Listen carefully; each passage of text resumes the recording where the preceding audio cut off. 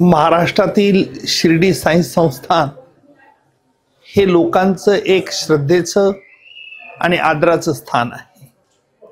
आणि बऱ्याच वर्षानंतर मी आज इथे आल्यानंतर मला प्रकर्षाने जे जाणवलं ते येथील स्वच्छता आणि टापटीप।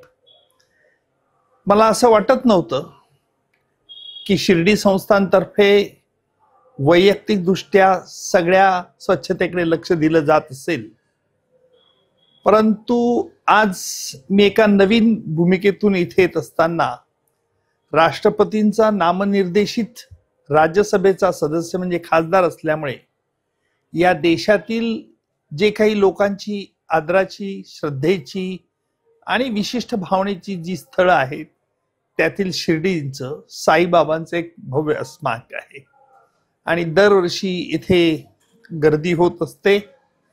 या शिर्डी संस्थानच्या ट्रस्ट मार्फत अनेक चांगली लोकोपयोगी कामं केली जातात असं या संस्थानचे पदाधिकाऱ्यांनी मला आता सांगितलं।